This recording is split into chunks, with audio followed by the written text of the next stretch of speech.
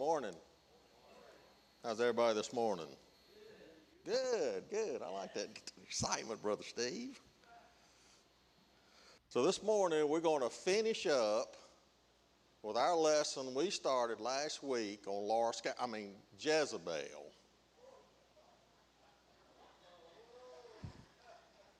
I love you, Laura. You're one of my favorite people in this church. You know that?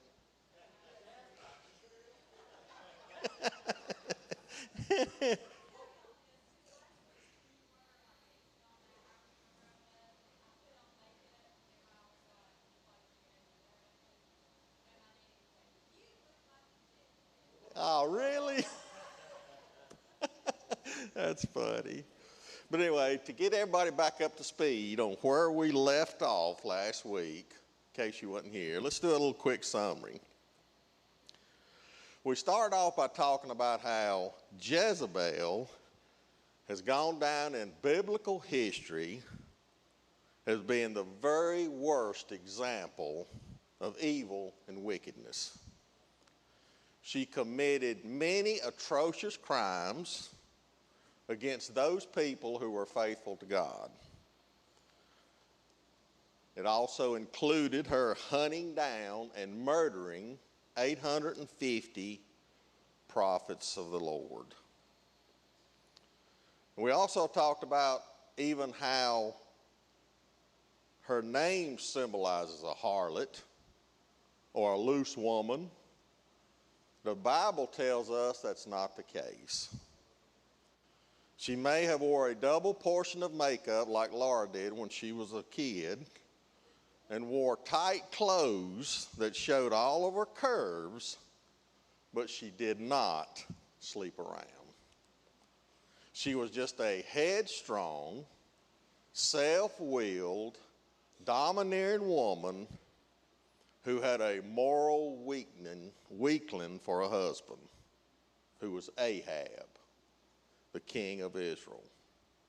And together they worshiped many gods beside the true God, and they worshiped one of the most important ones, which was Baal. And we finished up our lesson talking about how Jezebel continued to push this Baal worship on the Israelites, dragging that nation down to new depths of destruction and distress. So let's pick back up this morning, and we're going to start with the story of Naboth and his vineyard.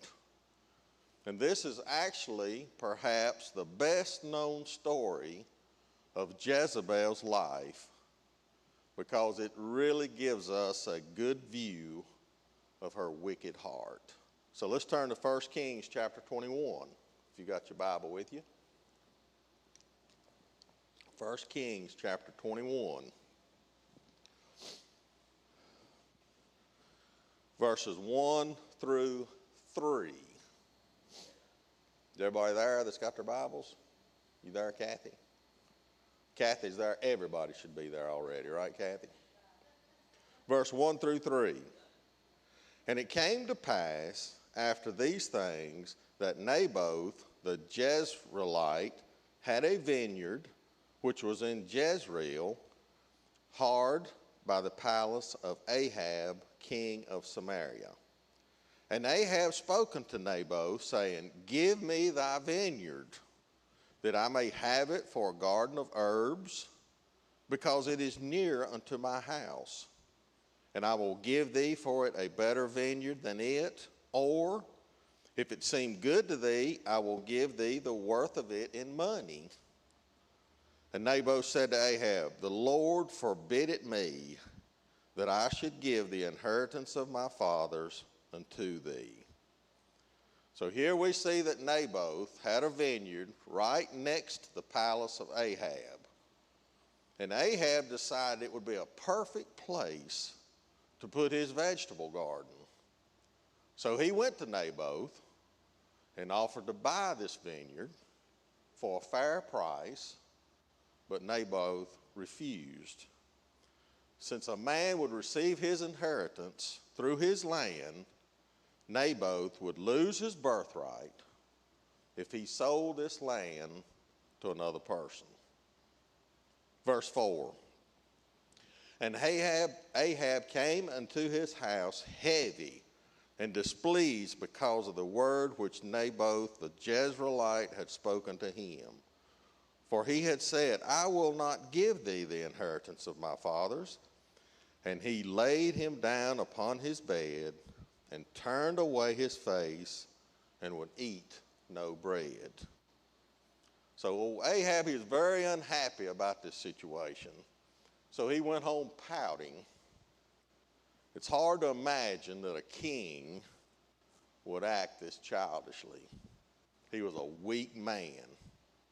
And weak men like Ahab want their way just as much as a headstrong, domineering people like Jezebel.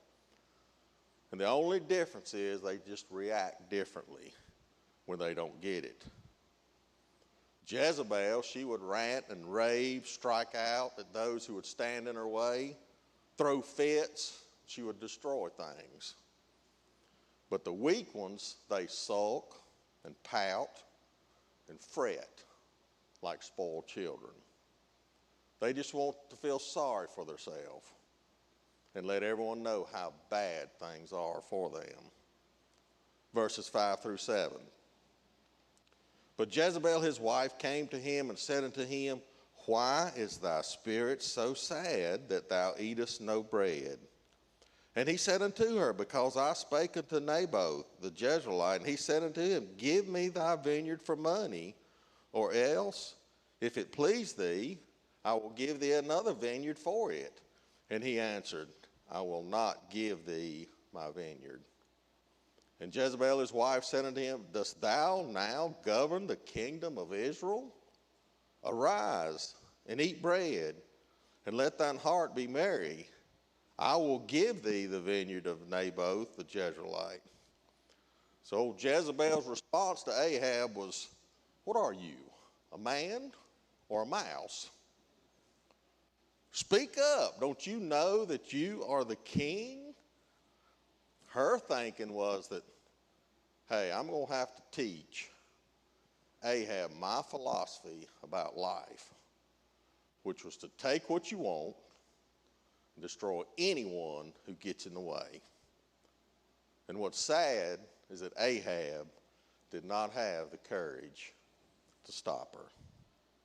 We see how weak and wicked this man was by allowing his overbearing wife to take control. And it's actually like this today, Brother Ralph. A man will do strange things when he is taunted and ridiculed by his wife. A good example is Ansel Sr. Just look at all the strange things he has done over the years because Essie has always been on his back. Just kidding, Essie. I love you as much as I do Laura. Seriously, though, a man needs respect from his wife, not ridicule. A godly wife will challenge her husband to listen to God and live for him and not encourage him to sin.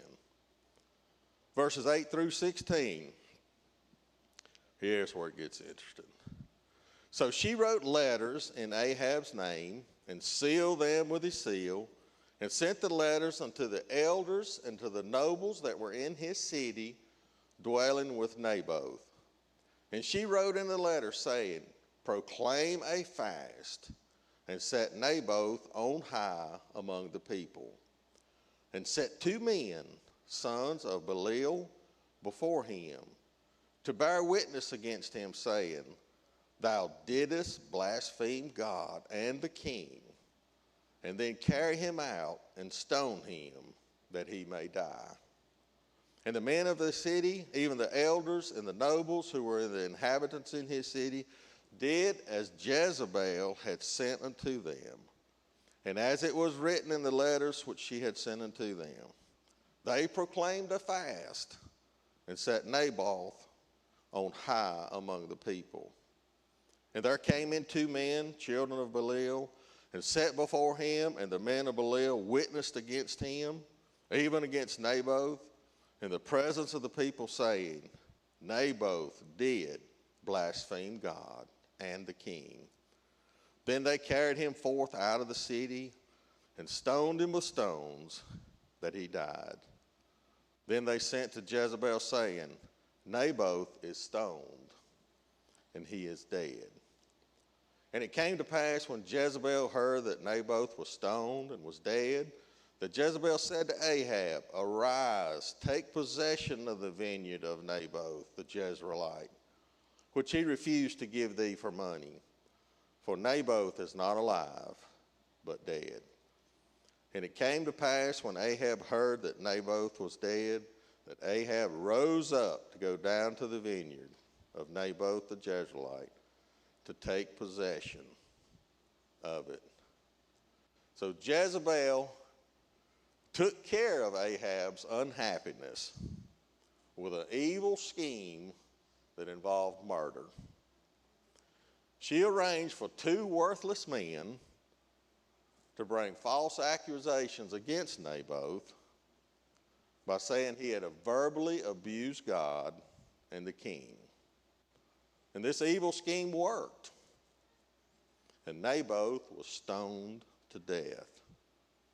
Now, what is not said in these verses is that Naboth's sons were also killed.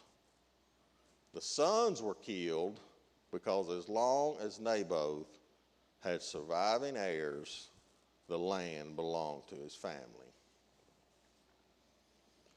So let's read verses 17 through 25. The prophecy.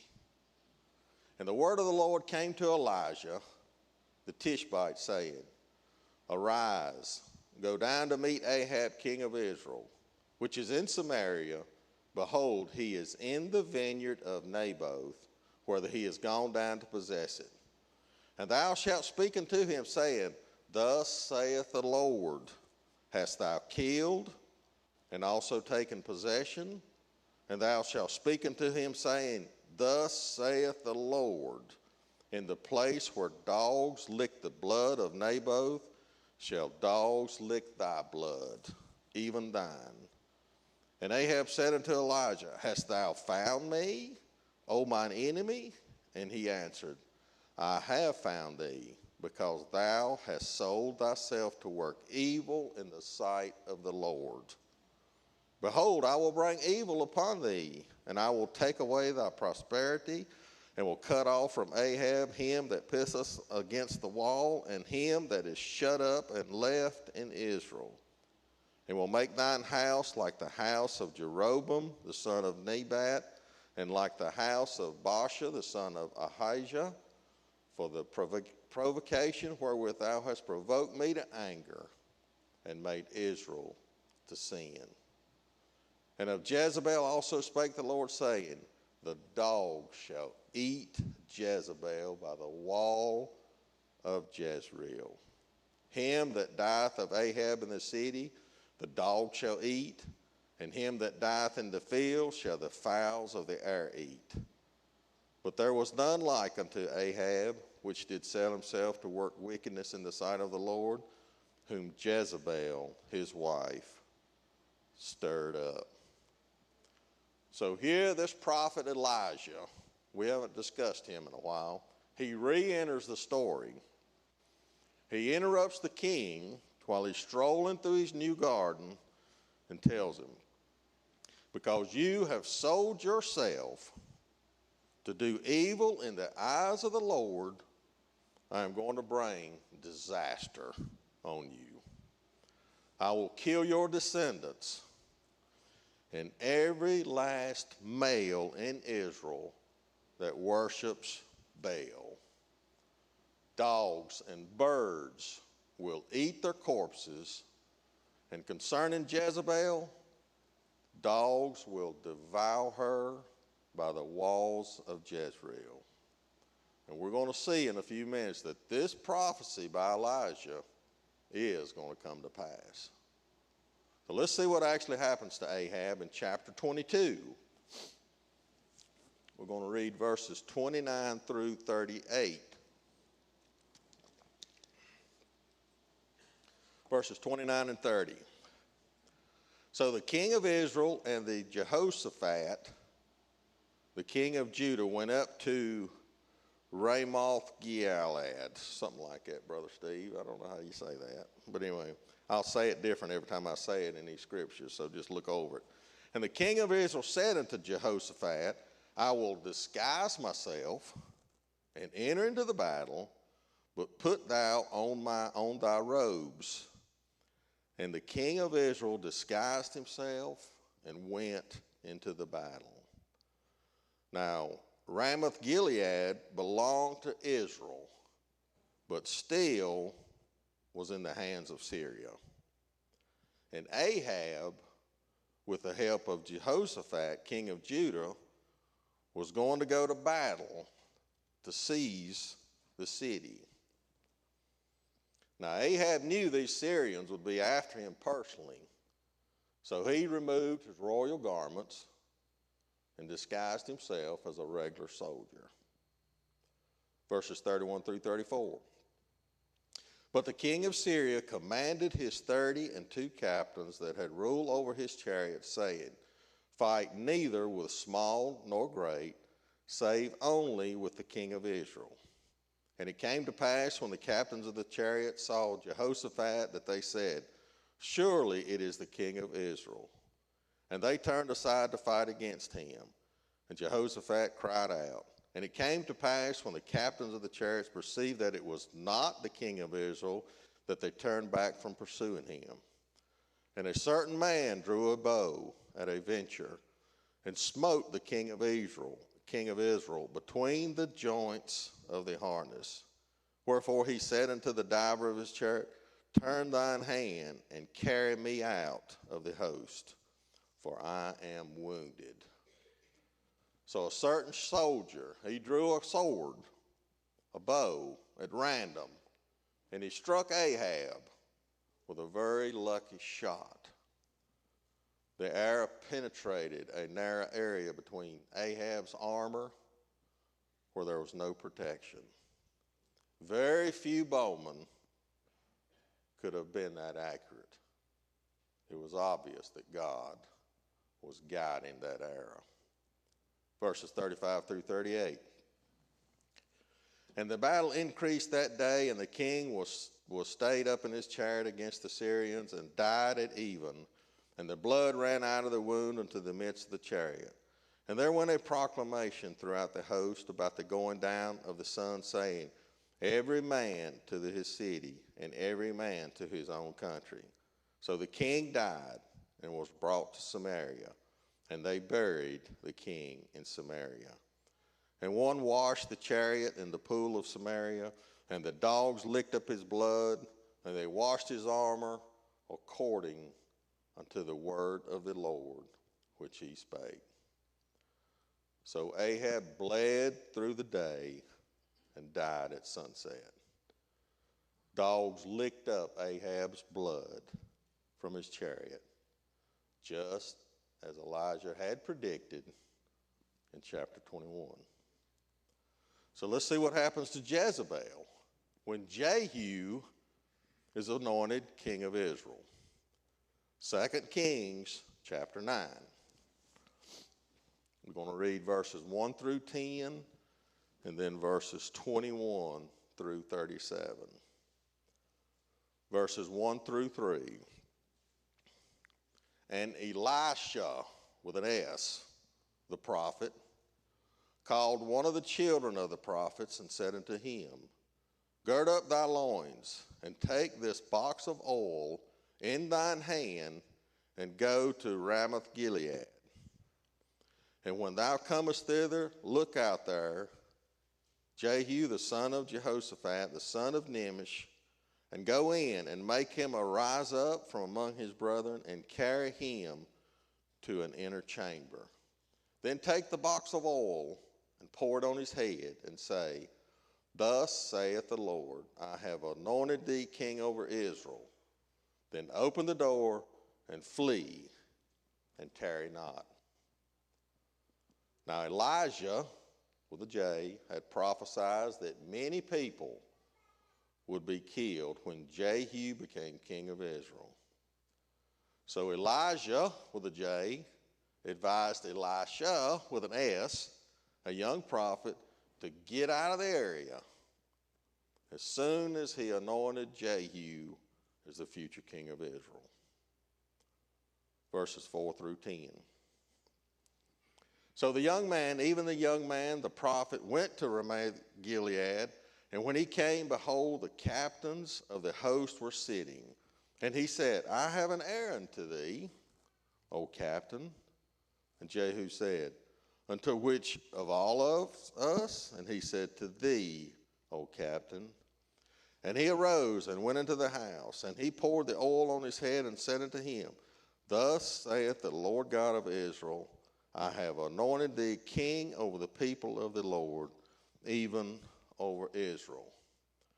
And thou shalt smite the house of Ahab, thy master, that I may avenge the blood of my servants, the prophets, and the blood of all the servants of the Lord at the hand of Jezebel. For the whole house of Ahab shall perish, and I will cut off from Ahab him that pisseth against the wall, and him that is shut up and left in Israel. And I will make the house of Ahab like the house Jeroboam, the son of Nebat, and like the house of Baasha, the son of Ahijah. And the dog shall eat Jezebel in the portion of Jezreel, and there shall be none to bury her. And he opened the door and fled. So Elisha followed Elijah's directions and poured oil on Jehu's head and anointed him as the future king of Israel. Elisha also told Jehu that he would kill Ahab's family, including Jezebel. Verses 21 through 28. And Joram said, make ready. And his chariot was made ready. And Joram king of Israel and Ahaziah king of Judah went out, each in his chariot. And they went out against Jehu and met him in the portion of Naboth the Jezreelite. And it came to pass when Joram saw Jehu that he said, is it peace, Jehu? And he answered, what peace? So long as the whoredoms of thy mother Jezebel and her witchcrafts are so many. And Joram turned his head and fled, and said to Ahaziah, there is treachery, O Ahaziah. And Jehu drew a bow with his full strength and smote Jehoram between his arms, and the arrow went out of his heart, and he sunk down in his chariot. Then said Jehu to Bidkar his captain, take up and cast him in the portion of the field of Naboth the Jezreelite. For remember how that, when I and thou rode together after Ahab his father, the Lord lay this burden upon him. Surely I have seen yesterday the blood of Naboth, and the blood of his son, saith the Lord, and I will requite thee in this plat, saith the Lord. Now therefore take and cast him into the plat of ground according to the word of the Lord. But when Ahaziah the king of Judah saw this, he fled by the way of the garden house, and Jehu followed after him and said, smite him also in the chariot. And they did so at the going up to Gur, which is by Eblim. And he fled to Megiddo and died there. And his servants carried him in a chariot to Jerusalem and buried him in his sepulchre with his fathers in the city of David. So, to back up, so Joram was currently the king of Israel, and Ahaziah was the king of Judah. And they decided that they was going to destroy Jehu. Now, if you go back and look at verse 22, when Jehu was confronted by Joram, Jehu stated, as the whoredoms of thy mother Jezebel. So this tells us that Joram and Ahaziah were the sons of Jezebel. In the end, Jehu killed both Joram and Ahaziah with a bow and arrow. And what's ironic about this is that both of them was actually buried in the same vineyard that Jezebel had murdered Naboth and his sons for Ahab. So let's finish up verses 29 through 37 and see the death of Jezebel. Verses 29 and 30. And in the 11th year of Joram, the son of Ahab, began Ahaziah to reign over Judah. And when Jehu was come to Jezreel, Jezebel heard of it. And she painted her face and tied her head and looked out at a window. So at least 11 years after Ahab's death, Jehu came into town riding to carry out the last half of Elijah's prophecy. And Jezebel was actually expecting him to come, so she stood proudly at the window of her palace. She had dressed herself up, makeup, was wearing her finest clothes. Some people believe she was actually dressing up for a dignified death. Others believe that she was dressing up in hopes of becoming his mistress. Either way, Jezebel was acting as a queen that was arrogant, self-willed, and unrepentant to the end. Verse 31. And as Jehu entered in at the gate, she said, had Zimri peace who slew his master? So never one to back away from a challenge. Jezebel seized the moment by shouting at Jehu. She accused him of murder, just like Zimri, who was an army general 40 years earlier, who had killed Eli to become king of Israel. Verses 32 through 37. And he lifted up his face to the window and said, who is on my side? Who? And there looked out to him 2 or 3 eunuchs. And he said, throw her down. So they threw her down. And some of her blood was sprinkled on the wall and on the horses, and he trode her underfoot. And when he was come in, he did eat and drink and said, go, see now this cursed woman, and bury her, for she is a king's daughter. And they went to bury her, but they found no more of her than the skull and the feet and the palms of her hands. Wherefore they came again and told him, and he said, this is the word of the Lord, which he spake by his servant Elijah the Tishbite, saying, in this portion of Jezreel shall dogs eat the flesh of Jezebel. And the carcass of Jezebel shall be as dung upon the face of the field in the portion of Jezreel, so that they shall not say, this is Jezebel. So when Jezebel hollered at Jehu, he didn't pay any attention to it. He just challenged those who stood near her to throw her down from that balcony. And Jezebel's servants shoved her through the window. The palace walls were splattered a bloody red, and horses trampled her body. The palace dogs finished the job by eating the meat off her body and licking up the blood. It was a horrible end for a wicked human being. All that remained of her life was her skull, her feet, in her hands. She had no power, no money, no prestige, no royal finery, no family, and no spiritual heritage. In the end, her life of luxury and treachery had amounted to nothing. So in summary, over the last 2 weeks, we've told the story of Jezebel. Paired with one of Israel's worst kings, she's gone down in biblical history as the nation's worst queen.